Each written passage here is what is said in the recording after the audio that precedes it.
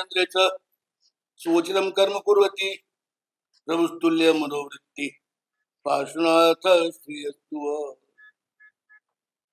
मनवांचित कल्प फलदायक कलिकाल कल्पतरु भगवान पार्श्वनाथ શંકેશ્વરના અલંકાર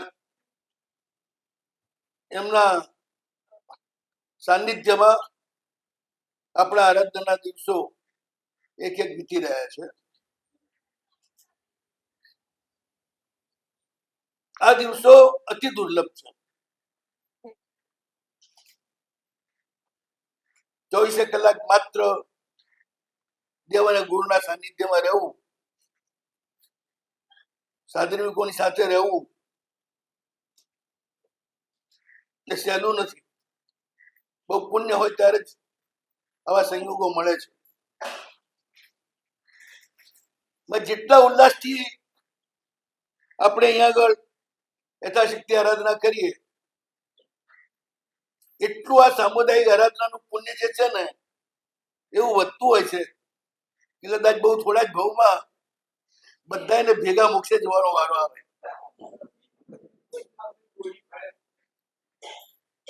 સામુદાયિક આરાધનાનું ફળ જ છે.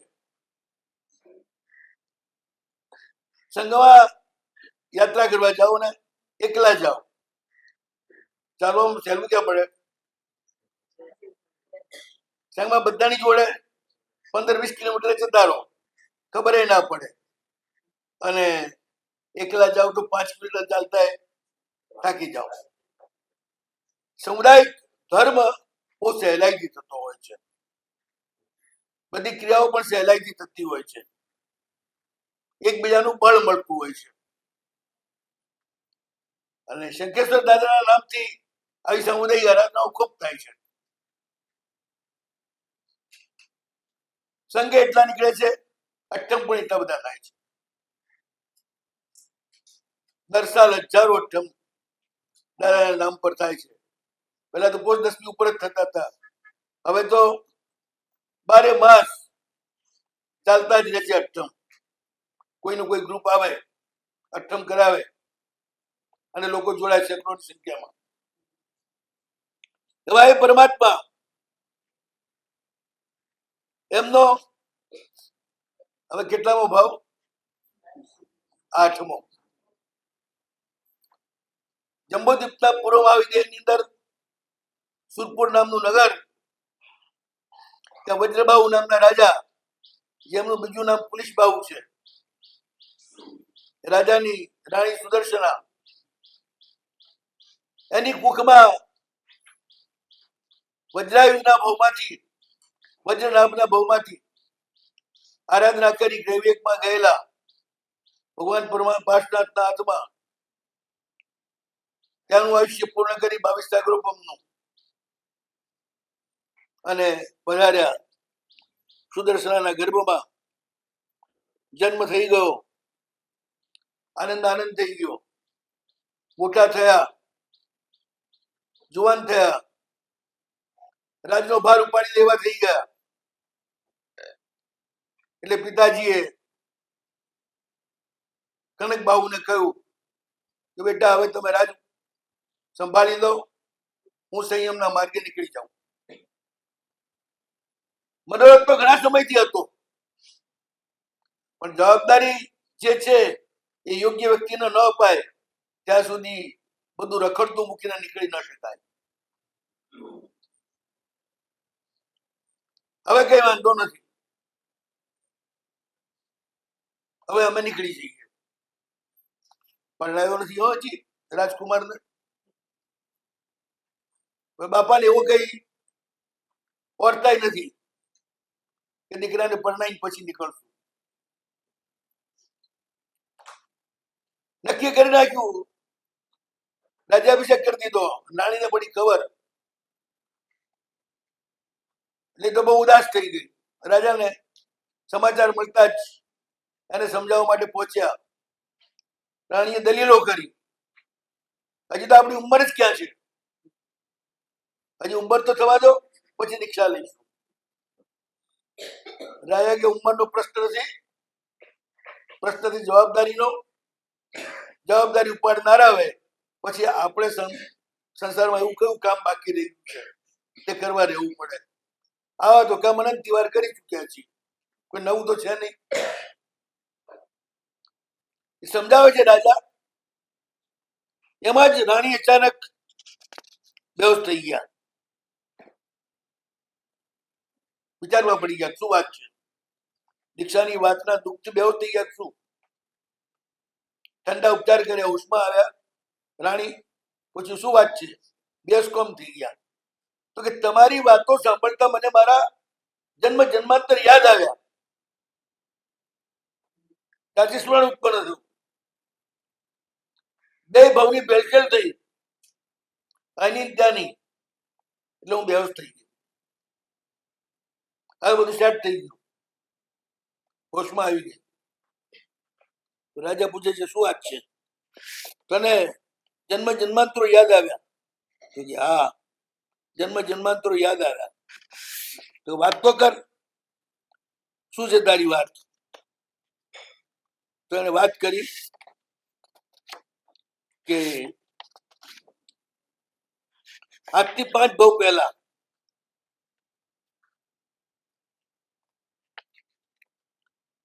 વસંતપુર નગરમાં કુબેર નામનો શેઠ, એનો વસંતસેન નામનો દીકરો, જુવાની આવી પણ એનો મત ચડ્યો નહીં. મને લગ્ન કરવાની બિલકુલ ઈચ્છા નહીં. ઘણું સમજાવ્યું બધાએ, પણ મેં ના કર્યું ના જ કર્યું. મારી મમ્મી છે, મારે શું જરૂર છે લગ્નની? માં છે ત્યાં સુધી મારે કઈ ચિંતા જ નહીં, ખાવાની પીવાની નાવાની ધોવાની. અને થોડાક દિવસ પછી આ સંસારનું વિચિત્રતા, અચાનક મારી માને રાતે સાપ કરડી ગયો અને મરી ગઈ. ઘરમાં તો જાણે વીજળી પડી. મારા પપ્પા ને હું દુઃખી થઈ ગયા. બધું પત્યું વ્યવહાર, એટલે સગાવાલા ભેગા થયા. મારા પપ્પાને કહ્યું છોકરાને તો પૈણું નથી, તો તમે પૈણો, ઘર કેવી રીતે ચાલશે, તમને બેને રોટલા કેવી રીતે જશે? એમ કરી અને વરને ગોતતા ગોતતા મોટી થઈ ગયેલી એક કન્યા એની સાથે શેઠને પરણાવી દીધા. બીજી વારની પરણેતર હોય એટલે વર ઢીલો જ હોય. પેલે કબજો કરી લીધો શેઠનો, બધું કબજા કરીને વસંતસેન સાથે દુર્વ્યવહાર કરવા લાગી. વસંતસેન દુઃખી થઈ ગયો, ઘર છોડીને ચાલી નીકળ્યો અને કોલ્હાપુર પહોંચ્યો. ત્યાં મુનિ ભગવંત મળ્યા, એમને વંદન કર્યું, એમનો ઉપદેશ સાંભળ્યો. મુનિ ભગવંત જ્ઞાની હતા, ત્યાંની બધી વાત કરી કે તું કઈ રીતે ઘરેથી નીકળ્યો છું. એ સાંભળીને તો અચંબા પડી ગયો કે મારા જબરદસ્ત જ્ઞાની છે. એમની સેવામાં રહી ગયો. પછી એને પૂછ્યું કે મહારાજજી, મારામાં વાત થતા હોય, મને કઈ સંસારની તો ઈચ્છા છે નહીં, તો મને દીક્ષા આપો. મેં લગ્ન કર્યા નથી, લગ્નની ઈચ્છા નથી. ગુરુ મહારાજ કે ભાઈ, કર્મ બહુ વિચિત્ર છે, અસંભવને પણ સંભવ બનાવે. તારે હજી સંસારનું ભોગવવાનું કર્મ બાકી છે, એ તારે માટે અત્યારે દીક્ષા નથી. ઉપલબ્ધ દ્રષ્ટિએ જોઈએ તો તું બધી રીતે યોગ્ય લાગે, પણ જ્ઞાનથી જોઉં છું તો ખ્યાલ આવે છે કે હજી તારું કામ નથી દીક્ષામાં. સારું ગુરુદેવ, જયારે સમય આવશે ત્યારે ચોક્કસ તમારી પાસે પાછો આવીશ. નીકળ્યો. એને તો કાંચી જવું તું, ઠેઠ કેરળા બાજુ. એ બાજુ જાય છે. નગરમાં પહોંચી ગયો એક સારથવાની સાથે, અને ત્યાં આગળ પહોંચતા જ રાજાનો હાથી જે ગાંડો થયેલો એને આક્રમણ કર્યું. સારથ આખો ભાગ્યો, શેઠ ભાગ્યા બધાને લઈને, પણ 12-13 વર્ષની છોકરી રહી ગઈ એકલી. હાથી એની સામે જ આવ્યો, છોકરી ગભરાઈ ગઈ, બેહોશ થઈને પડી ગઈ. વસંતસેને આ દ્રશ્ય જોયું, પ્રાણની પણ પરવા કર્યા વિના છોકરીને ઉપાડી અને એક બાજુ લઈ ગયો. આ બાજુ હાથીને પકડવા માટે આખી સેના છોડેલી રાજાએ. બધા સૈનિકો એમના પર હાથી પર તૂટી પડેલા. હાથી રગવાયો થયેલો એટલે છોકરીને છોડી અને બધા સૈનિકોની સામે દોડ્યો. આમ વસંતસેન ને છોકરી બે બચી ગયા. થોડી વાર પછી શેઠ ગોતતા ગોતતા આયા છોકરીને, એકદમ ગભરાઈ ગયેલા. વસંતસેને કહ્યું કે તમારી છોકરીને કઈ નથી થયું, આ બેઠી. શેઠ આવ્યા, થોડી હવા નાખી, છોકરી ભયથી જે બેહોશ થઈ ગઈ હતી એ હોશમાં આવી. પછી એને પૂછ્યું, પપ્પા શું વાત છે? કે બેટા વાત આ છે, તને તો મૂકીને હું તો નાહી ગયો હતો, પણ આ ભાગ્યશાળી તને બચાવી. છોકરી એક જ ટસે વસંતસેનને જોવા લાગી. જોતા જોતા પાછી મૂર્છિત થઈ ગઈ, પાછી બેહોશ થઈ ગઈ. પાછી એને હોશમાં લાગી. પૂછ્યું શું વાત છે, કેમ પાછી બેહોશ થઈ ગઈ? તો પપ્પા કે એને જોઈને મને મારો આગલો ભાવ યાદ આવ્યો.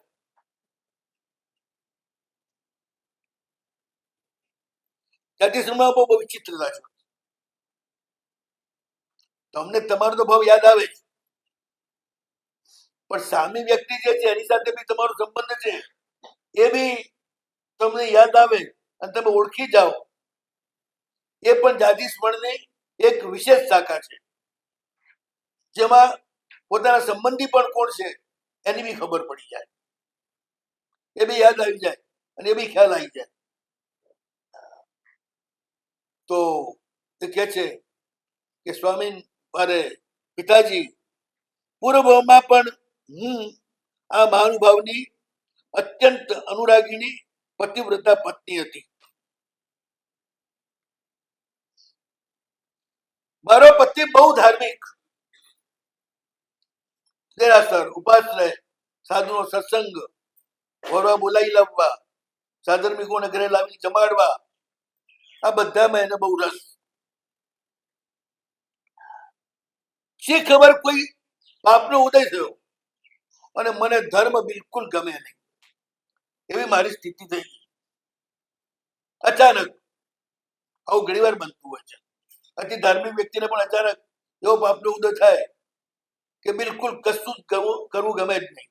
ન મંદિર જવું ગમે, ન સાધુ પાસે જવું ગમે, ન ઉપાશ્રય ગમે, ન પૂજા ગમે. ક્યારે કયા કર્મનો ઉદય થઈ જાય એની આપણે કલ્પના ના કરી શકીએ. તો મને આવો પાપ તો ઉદય થઈ ગયો.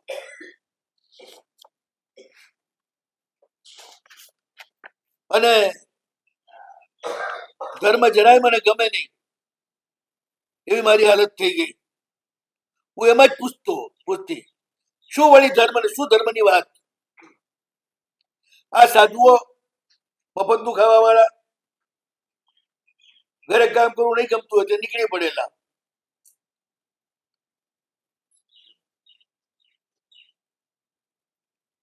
આવા મહારાજો કે અને માં મજૂરી કરી કરી પેદા કરેલું ધન એમની પાછળ ઉડાડી દેવાનું.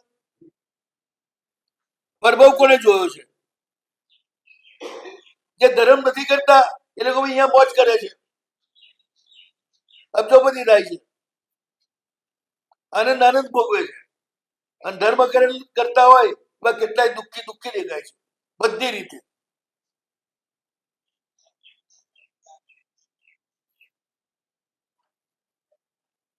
એટલે ધર્મ છે ને એ કલ્પનાની વાતો છે, કોઈ ઉપયોગી નથી ધર્મ. જે નવરા નિકમમાં લોકો છે એમને ટાઈમ પાસ કરવા માટે અને લોકોને ધૂતવા માટેનો ઉપાય છે આ ધર્મ. મારો પતિ કે તું શું બોલે છે? તારો વિનય ને વિવેક ક્યાં ગયો? સર્વ કલ્યાણ કરનાર ધર્મ જ તું દૂષણ આપે છે. ધર્મના પ્રભાવથી કોઈ કાર્ય એવું નથી જે ન થાય. પાપ કરે સુખી થાય પાપે જાય ને ધર્મે જાય. આવું બોલવાવાળા ઘણા હોય છે. બહુ ધર્મ પાળે બિચારા ક્યાંય ઊંચા ના આવે.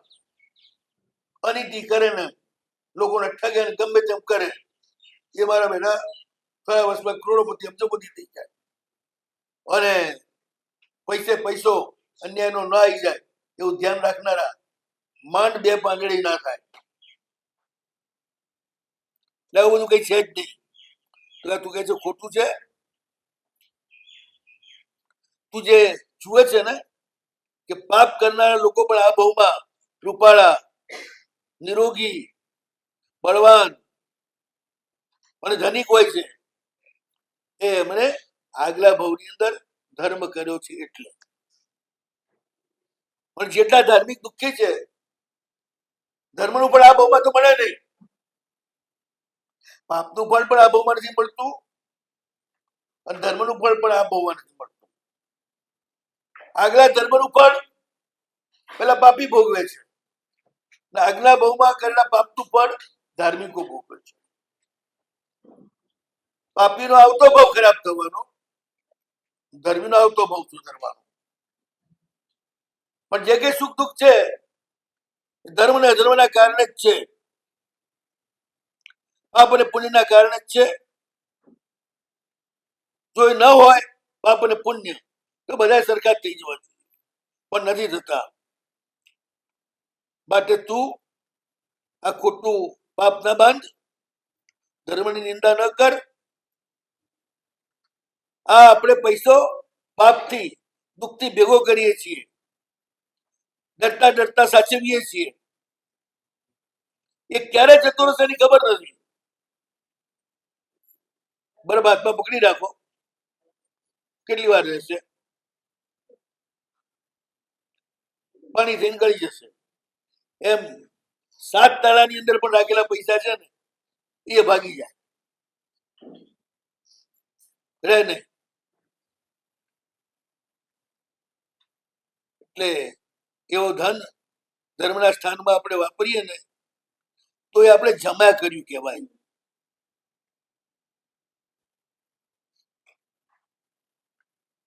વાવીએ તો જેમ બીજ વાવીએ તો મોટી ફસલ મળે, એમ અહીંયા આગળ ધર્મ ક્ષેત્રમાં વાવીએ તેનું બહુ ઊંચું આપણને ફળ મળે. ધર્મ કરવાની તો વાત છોડો, ધર્મ કરતો હોય એની અનુમોદના કરે ને તો પણ એને પુણ્ય થાય.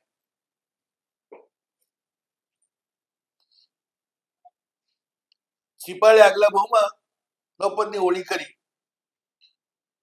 એમને રાણીએ કરાવી. રાણીની 8 પાડોશણ સખીઓ એને અનુમોદના કરી, સિપાળે હોળી કરી એની. એ અનુમોદનાના પ્રભાવથી એ 8 રાજકુમારીઓ થઈ. અને ધર્મના કારણે એ બધી સિપાળને જ વરી. મહિલા સુંદરી આગલા ભાવની રાણી છે, બાકીની બધી રાણીઓ જે છે એના ધર્મની અનુમોદના કરનારી પાડોશણો છે. તો જે સુખ શ્રીપાલને મળ્યું એ અનુમોદના કરનાર એ બધી પાડોશણોને પણ મોટા દેશની રાજકુમારી થઈ અને મળ્યું. ધર્મ કરવો હોય તો ઠીક જ છે, પણ ધર્મની અનુમોદના પણ આટલું બધું ફળ આપે છે.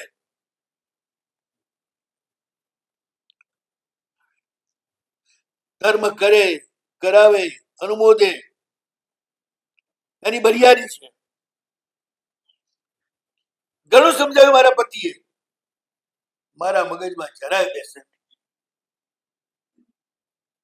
આમ સદાચારી, પતિવ્રતા, પણ ધર્મનું નામ આવે અને પેટમાં બળતરા ઉઠે કે આ રીતે. એટલે આવા લોકો છે ને દરેક યુગમાં હોય છે.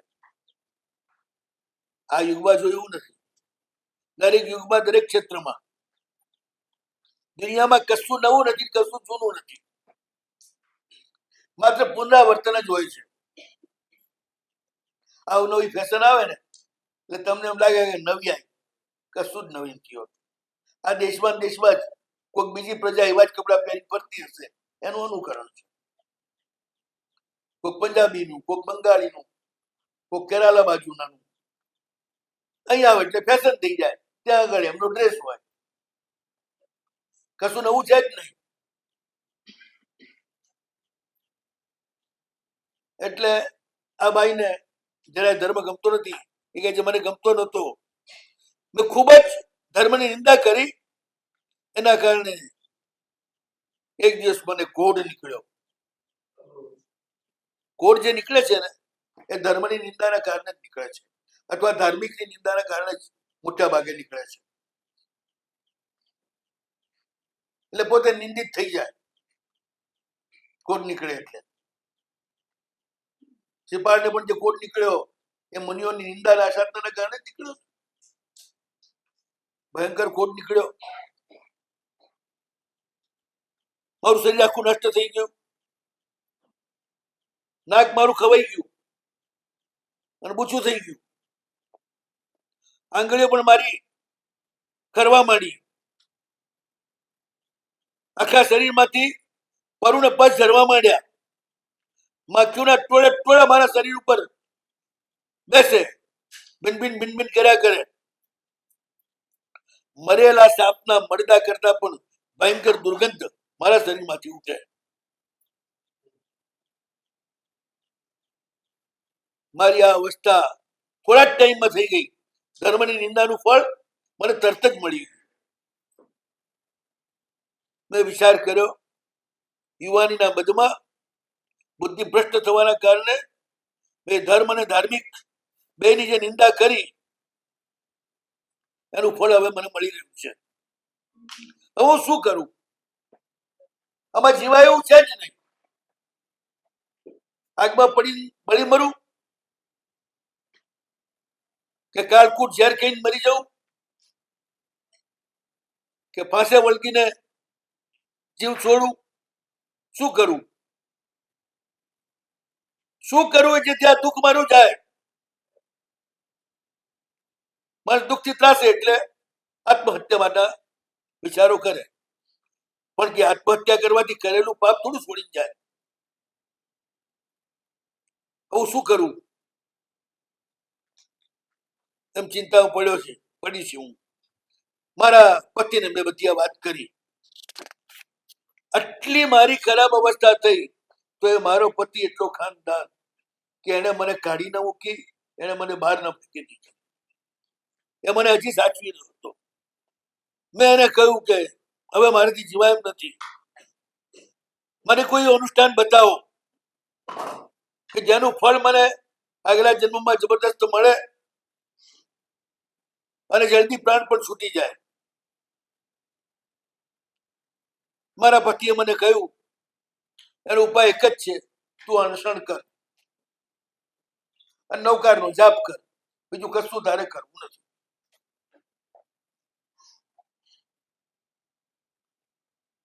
આ જ અનુષ્ઠાન છે સિદ્ધ.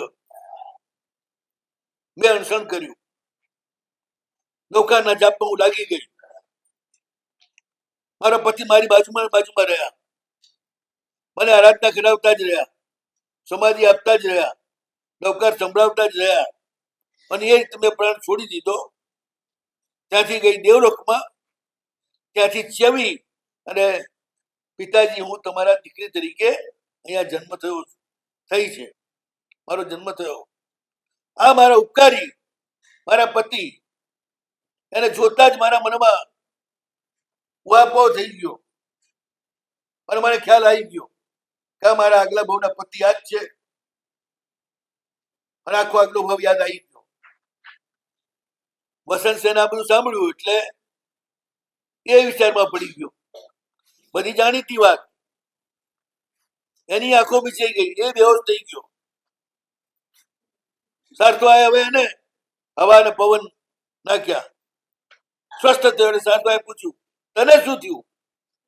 તો કે તમારી દીકરી જે કે છે સાચું છે.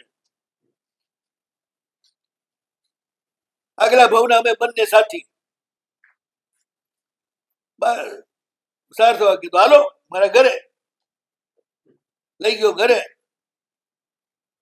બહુ જ બહુમાનથી ભોજન કરાયું. પૈસા સવાએ કહ્યું કે તું અત્યાર સુધી પરણ્યો નથી, આની સાથેનો તારો ઋણાનું બંધ, એને તને પરણવા દીધો નથી. આગલા બહુની આ તારી પત્ની, ધર્મ કરાવીને ત્યાં એને સદગતિમાં મોકલી. તો આ બહુમાં પણ આ છોકરી કોઈ બીજાની સાથે જવાની નથી, એ હકીકત છે. તો હું તમારો બેનો વિવાહ કરવા ઈચ્છું છું. વસંત સેનને પણ આગલા બહુના અભ્યાસથી એના તરફ અત્યંત લાગણીનો પ્રતિબંધ થઈ ગયો હતો. એને પણ કહ્યું કે બાપા તમને ઠીક લાગે કરો. પેલા બોલાય જોશીને, જોડાયું લગન, અને 13-14 વર્ષની છોકરીને એને જોડે પરણાવી દીધી. અમે આપણે ત્યાં 70 વર્ષ પહેલા એવું જ હતું ને, 13-14 વર્ષની ઉંમરે છોકરીને પરણાવી દીધા. પછી આણું ભલે 2-4 વર્ષે 5 વર્ષે કરે, પણ લગ્ન તો 12-13-14 વર્ષની ઉંમરે કરી જ દેતા. થઈ ગયું લગ્ન બેયનું. દેવીલા એનું નામ છે દીકરીનું. જાતિ સ્મરણના કારણે બંને જણા સંસાર ભોગવવાનું તો ઠીક, પણ ધર્મ બે જણા હાથે કરે છે. સવારથી સાંજ સુધી પૂજા કરવી, ગુરુમહારાજ પાસે જવું, વ્યાખ્યાન વગેરે સાંભળવા, અને સાથે સાથે ધંધો શરૂ કર્યો. ખાસો પૈસો ભેગો થઈ ગયો. ત્યાં ઉત્તમ સાધુઓ સાથેનો સંયોગ થયો. એની પાસેથી બધું ભણ્યો વસંત સેન. જીવ વિચાર, નવતત્વ, એના અંદર જે બધા વિષયો આવે એ જમાનામાં તો કઈ ભાવિદેવમાં તો જીવ વિચાર હોય નહીં, પણ જીવ વિચાર એટલે જીવોનું બધું વિસ્તારથી વર્ણન, પછી નવતત્વ, આ બધું સમજ્યો અને સમ્યક દર્શન પામ્યો. ધર્મમાં એટલા પાક્કા થઈ ગયા બે જણા કે કદાચ ઇન્દ્ર પણ આવીને એમને ચલાયમાન કરવા માંગે તો ચલાયમાન ના થાય. હવે વસંતપુરમાં એના બાપાને ખબર પડી. વાત તો વાયરે જાય ને કે છોકરો છાનો માનો અહીંથી નીકળી અને કાંચીપુર પહોંચી ગયો છે અને ત્યાં બહુ સારા પૈસા કમાયો છે. કમાણી કામણ ગાડી. એટલે એને એની નવી ઘરવાળી જ કહ્યું કે છોકરો તો બહુ કમાયો છે અને બહુ જલસા કરે છે. પેલી કે ઓહો, છોકરો તો મજબૂત થઈ ગયો, બહુ બી આવી ગઈ, કુટુંબનો ભાર ઉપાડી શકે એવો સમર્થ છે. તો હવે એને કમાયો હોય તો ઘરે લઈ આવો. એને શું કરવા દૂર રાખવો જોઈએ?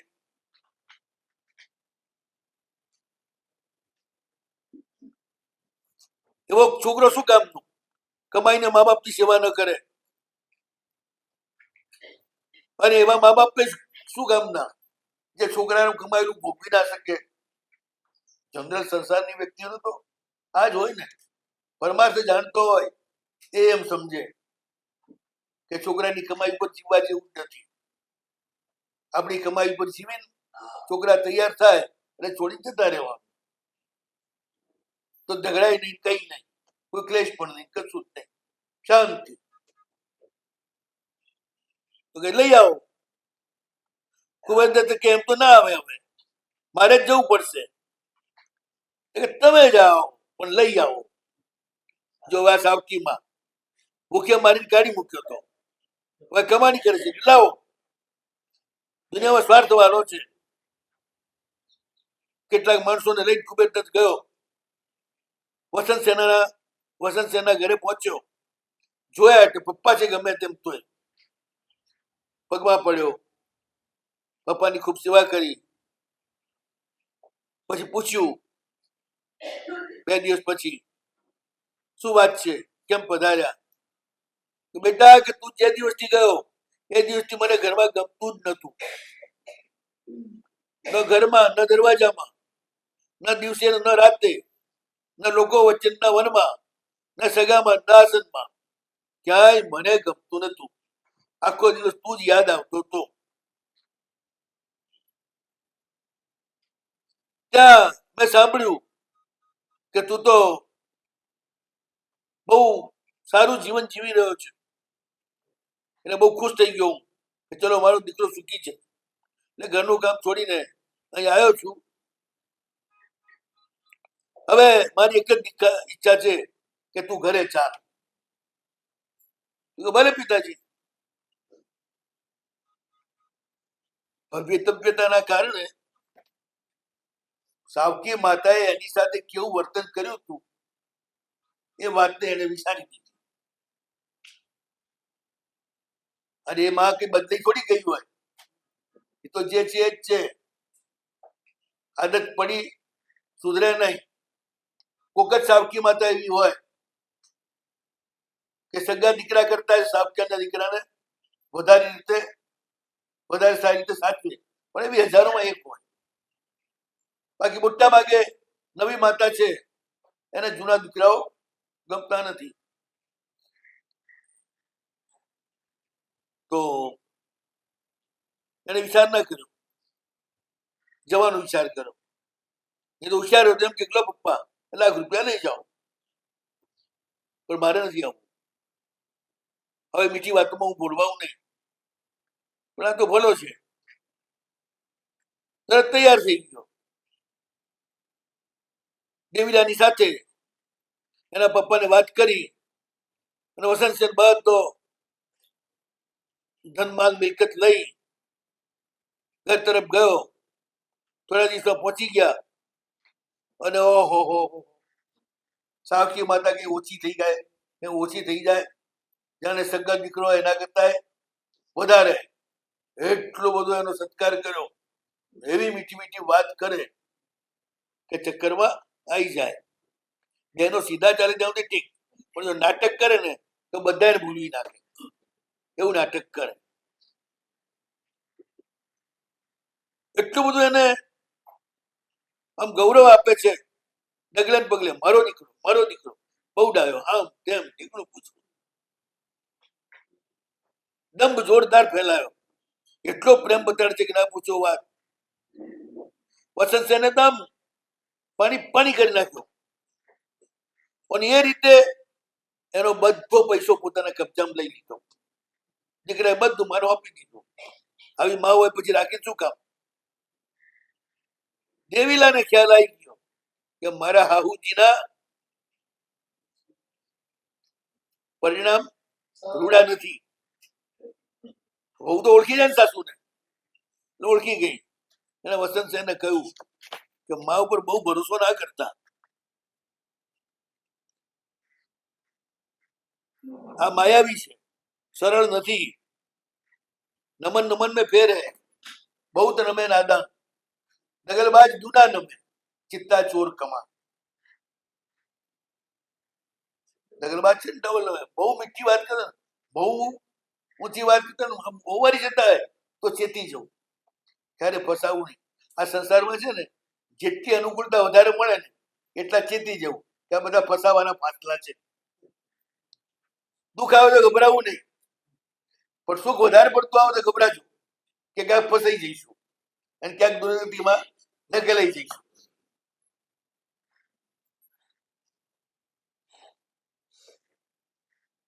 પણ વસંત સેના મગજમાં બેસતું નથી.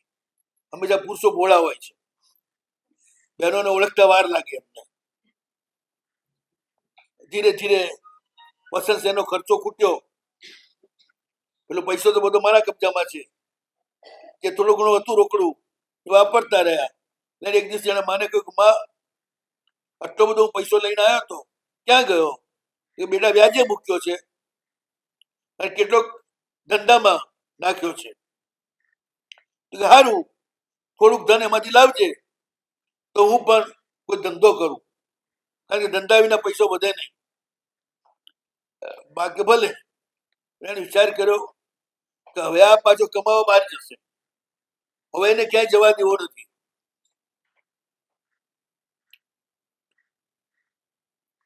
એટલે હવે ક્યારે પતાઈ નાખવો પડશે. તો એનો બધો પૈસો મારા હાથમાં રહે. એટલે એને કાલકૂટ ઝેર વાળા લાડવો બનાવ્યો. પેલા લાડવા બનાવ્યા, એક લાડવાની અંદર કાલકૂટ ઝેર મેળવી અને એ પોતાની પાસે અલગ રાખ્યો, કોઈ શંકા ન જાય એટલા માટે. જમતી વખતે એકદમ છોકરાના ભાણામાં મૂકી દેવાનું, એનો વિચાર. બાપ ને બેટા બે આયા જમવા, બે જણા બેઠા, માં પીરસી રહી છે, એમાં શરત ચૂક થઈ ગઈ અને જે સારા મોદક હતા એ બાપ દીકરાના ભાણામાં મૂક્યા અને પેલો લાડવો પોતાના ભાણામાં મૂક્યો. ભગવાન બચાવે જેને કોઈ બચાવનાર ના હોય. આ રીતે કરી અને પછી ભોજન કરવા બેઠા ત્રણેય જણા.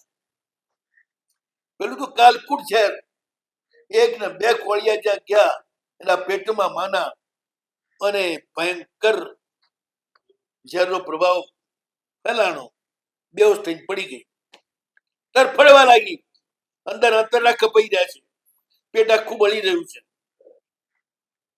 શેઠ તો એકદમ શું થયું, ઉઠ્યો બાપડો, દવા કરે એ પેલા ડોશી મરી ગયા.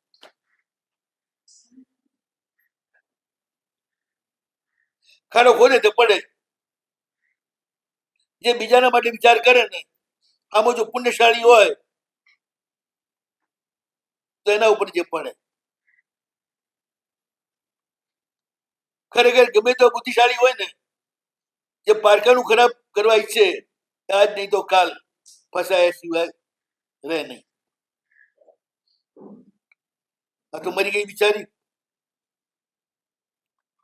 શેઠ પણ એના વિયોગમાં મરી ગયા. એટલો બધો મોહ હતો. ઘરવાળી ગઈ જગ્યાએ જુદી ચૂરી મરી ગયા. વસંત સેને એની પાછળ જે કરવાનું હતું બધું કર્યું. ડોશીએ ધન બધું જમીનમાં દાટ્યું હતું, એ રહ્યું જમીનમાં. ન મળ્યું ડોશીને, ન મળ્યું વસંત સેન. તો વસંત સેન તો થોડો ટાઈમ ચલાવતો રહ્યો, પણ પછી એને એમ થયું કે આ સંસારમાં રહેવા જેવું નથી, એટલે એને પણ દીક્ષા લીધી.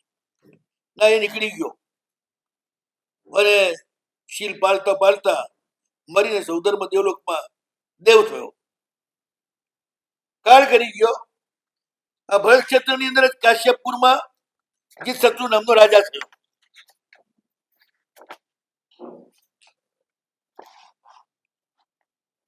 રાજ ચલાવી રહ્યો છે બહુ સારી રીતે.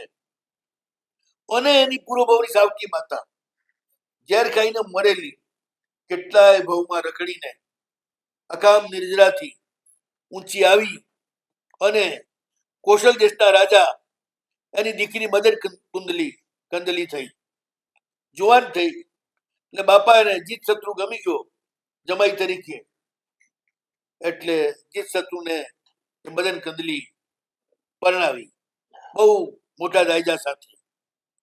બંને જણા વિશે સુખ ભોગવીને ટાઈમ પસાર કરે છે. પણ આગલા ભાવનો જે દીકરા ઉપરનો દ્વેષ, એ દ્વેષ તો જન્મ જન્માંતર સુધી રહેતો હોય છે. એ દ્વેષના કારણે રાણી ભલે જીતશત્રુની છે, સંસાર બી ભોગવે છે, છતાં એના મનમાં એક જ વાત ચાલે છે, ક્યારે લાગ આવે અને રાજાને મારી નાખો. એક વખત કરેલો દુર્ભાવ જો આલોચના ન લો તો આ રીતે કઈ ભાવ સુધી દુર્ભાવ અંદર રહે અને દુર્ભાવ મોટું ને મોટું રૂપ લીધા કરે. એ વિચાર કરે છે કઈ રીતે મારી નાખવું અમને. એટલામાં રાજાને જબરદસ્ત તાવ આવ્યો. વૈદ્યો ભેગા થયા. વૈદ્યએ કહ્યું, એકાંત ઓરડાની અંદર માત્ર ગરમ પાણી પીવાનું અને લંઘન કરો, એ જ તમારા તાવનો ઉપાય. ટાઇફોઇડ જેવો તાવ હશે, ટાઇફોઇડમાં એ જ છે, ઉપવાસ કરે તો સૌથી જલ્દી મટે. ટાઇફોઇડ થાય એટલો લાંબો થાય, ઉપવાસ કરે તો 7 દાડામાં મટે, અને નહીં તો 21 દાડા, નહીં તો 42 દાડા, એનો નિયમ છે. એટલે એને કહ્યું કે ઉપવાસ જ કરાવવાના, એકદમ ગુપ્ત રીતે, ક્યાંય હવા ના આવે, કશું જ ના આવે એવી જગ્યાએ રહેવાનું. રાજાએ સ્વીકાર્યું, ગુપ્ત ઓરડામાં જતો રહ્યો, ઉપવાસ શરૂ કર્યા. પેલી મદન કંદલી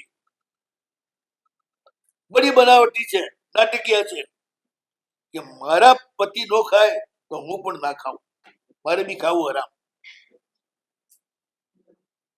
એને ઉપવાસ શરૂ કર્યા.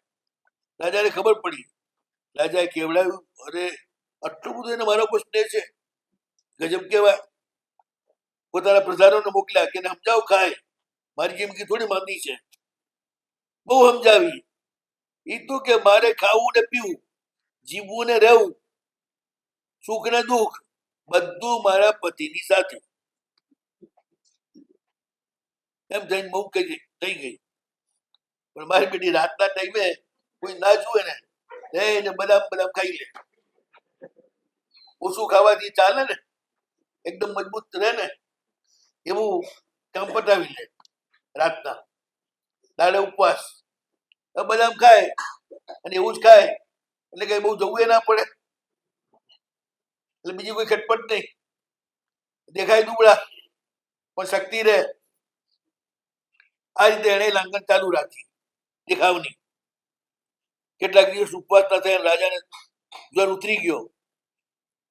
રાજાએ ભોજન કર્યું, એટલે રાણીએ પણ ભોજન કર્યું. રાજા કહે, ઓહો હો, અને એટલો બધો મારો પર પ્રેમ છે, એને સૌથી મોટી રાણી બનાવી દીધી. હવે તો બધું એનું જ ચાલે છે. રસોડું પણ એના અંદરમાં. એમાં એક દિવસે રાજાને આપવાનું પાન બીડું, એમાં તાલપુટ ધ્યાન મેળવી દીધું. ગમે એમ કરીને મારી નાખો, બીજી વાત જ નથી એના મનમાં. આગલા બહુનું જે વેર છે ને એ હજી પડેલું જ છે. રાજાએ તો પ્રેમથી રાણી આપ્યું છે, બહુ વાલી રાણી છે. ખાધું ખાધું ને જેવો રસ ઉતર્યો, ફટ થઈ તાળું ફાટી ગયું, મરી ગયા. આર્ત ધ્યાનમાં મરીને રાજા ભારંડ પંખી થયા. શાસ્ત્રમાં જે આવે છે ને, ભારંડ પંખી. બે આત્મા હોય ને એક શરીર હોય, બે મોઢા હોય, મનુષ્ય ભાષાથી બોલે અને મરેલા કલેવરનો જ આહાર કરે. ભાવિ દેહમાં જે જુગલિયા મરી જાય એનો નિકાલ આ ભારંડ પંખી કરે. ભારંડ પંખી પોતે પણ કેટલા મોટા હોય, 10 થી 12 હાથી ઉપાડી જાય તો ઉંદેડાને ઉપાડી જતું હોય એવું લાગે. ભારંડ પંખી એટલું મોટું હોય, એક જેટ વિમાન કરતા મોટું. 10-15 હાથી ઉપાડી જવાના, મરી ગયેલા હાથી આખા નખા ગળી જાય. એટલું વિરાટ એનું મોટું ચાંચ, આ બધું હોય. એવા ભારંડ પંખી થયા મરીને. જિંદત નામનો એક સાવક દરિયામાં ધંધો કરવા નીકળ્યો. એમાં અચાનક તોફાન આવ્યું, ભવરમાં ફસાયા, વાન તૂટી ગયું. નીકળ્યા તો પંચશૈલ નામના બેટ ઉપર નીકળ્યો. આ પંચશૈલની વાત પર્યુષણમાં ઘણી વાર આવે છે. વિદ્યનમાલી દેવ જેને ભગવાન મહાવીરની વિદ્વાઈ પત્તનમાં પ્રતિમા બનાવી, પંચશૈલની દેવીઓ આશા ને પ્રઆશા એના મોહમાં મરીને, બળી મરીને એ સોની હતો, બળી મરીને એ થયેલો એ પંચશૈલ દ્વીપ, જ્યાં 5 પહાડો છે. અને એ દ્વીપની અંદર આ પહોંચ્યો. હવે એની જે દેવીઓ છે બડી વિચિત્ર છે. એની અધિકારી કોઈ પણ આવી રીતે ફસાયેલા વાનવટી આવે એટલે એને લઈ જાય, ઈચ્છા હોય ત્યાં સુધી ભોગવે અને પછી સૂળી ઉપર ચડાવી મારી નાખે, કાં ટુકડે ટુકડા કરી મારી નાખે, કાં ફાંસો આપીને મારી નાખે. એને મન પડે તેમ કરીને એમાં મજા આવે. પહેલા પુરુષોને રમાડવાના અને પછી મારી નાખવાના. ત્યાં પંચશૈલમાં પહોંચ્યો બિચારો, અને ત્યાં આગળ એક જગ્યાએ પહોંચ્યો, ત્યાં સૂળી ઉપર ચડાવેલા ઉહકારા કરતા એક પુરુષને જોયો, બહુ રૂપાળો પણ મરી રહ્યો છે. ત્યારે ભયથી ધ્રુજતા જીનદત્તે પૂછ્યું કે શું વાત છે, આવી અવસ્થા તમારી અહીંયા કોણે કરી? તો કે ભાઈ આ દેવીએ કરી છે, અહીંનો દેવી જે છે એ આવી જ છે, જરાક એનું ધાર્યું ના થાય એટલે સૂર્ય ચડાવી દે. એવી પાપીડી છે કે ના પૂછો વાત. કેટલાયને ઝાડ ઉપર લટકાવી દીધા, કેટલાયને ભૂમિ પર ખીલા મારીને ફિટ કરી દીધા, કેટલાયનો બલિ આપી દીધો. આ સાંભળીને જીનદત્ત કંપવા લાગ્યો, ભાઈ આમાંથી હું તો ફસાઈ ગયો છું, વાન તૂટ્યું એટલે, અને તું લાકડા ઉપર તરીને આવ્યો છું, આમાંથી બચવાનો ઉપાય શું એ તો બતાવ. એને પણ કહ્યું જો ભાઈ એક ઉપાય છે, આ આકાશમાં દૂર જો, આકાશને અડધું એક મોટું વડનું ઝાડ દેખાય છે, દેખાય છે, બસ ત્યાં પહોંચી જા. રાત પડશે ને વિરાટ વડના ઝાડ ઉપર મોટા મોટા ભારણ પંખી આવીને બેસશે, જે હંમેશા બીજા બેટમાં રહે છે પણ રાતે હુવા અહીંયા આવે છે. તો એ ભારણ પંખીમાંથી કોઈ પણ એક ભારણ પંખીના પગે ચોંટી જશે, એને ખબર નહીં પડે, કોઈ કીડી ચડી હોય એવું લાગશે, તું એને ચોંટી જઈશ તો. અને સવારે ઉડે અને બીજા દીપમાં જાય, એ જ્યાં ઉતરે ત્યાં એનાથી છૂટો થઈ અને તારે જ્યાં જવું ત્યાં જજે, આ રીતે તું બચી જઈશ. બહુ સરસ. આ તો પછી દોડ્યો, પહોંચી ગયો વડના ઝાડ ઉપર, ચડી ગયો એના ઉપર, રાત પડવાની રાહ જોવા લાગ્યો. સૂર્ય અસ્ત થયો, રાત પડી, તારા ઉગવા લાગ્યા, પંખીઓ બધા માળામાં આવ્યા, અને ભારણ પંખી પણ એક પછી એક જે વિમાની જેમ ઉડતા ઉડતા એક પછી એક ત્યાં આવવા લાગ્યા અને ઉતરતા ગયા વડ ઉપર. એમાં એક ભારણ પંખી એના પગમાં પોતાની જાતને ફિટ કરી દીધી, અને રાતના જ જઈને ચોંટી જ ગયો એને, અને કેસ હોય ને એને જ બાંધી દીધો. પેન્ટ વાળો તો શું બાંધે, આ કેસ હતો તો એની હાથે પોતે બંધ થઈ ગયો, એટલે પેલું ઉડે ત્યારે પડી ના જવાય. આ ત્યારે બધું કરી દીધું. સવાર પડી દાડો ઉગ્યો ને ભારણ ચારું ચરવા માટે એને લઈને ઉપડ્યું. એને ખબર નથી કે મને ચોટેલું છે, કોક મગજનું પોતા જેટલું વજન હોય એના માટે તો માણસ એ લઈને ઉડ્યો. જ્યાં જમીન ઉપર ઉતર્યો ત્યાં સાવક નીચે ઉતર્યો, હાશકારો થયો, જોરથી નમો હરિયંતાણમ બોલ્યો, અને પેલા પંખી સાંભળ્યું. એ પંખી એટલે જે શત્રુ રાજાનો જીવ. આ જુઓ ધર્મ ક્યાંથી કઈ રીતે પકડી લાવે અને પાછો તમને મળે. હવે રાજા મરીને રાણીના ઝેરથી આ ભારણ પંખી થયું. બીજા હજારો પંખી હતા, કોઈ નહીં, એના જ પગમાં સાવક બંધાવ. ઉતરે એવો નમો હરિયંતાણમ જોરથી બોલ્યો, અને પેલું પંખી ચમક્યું. યાર આ તો કંઈક સાંભળ્યું છે.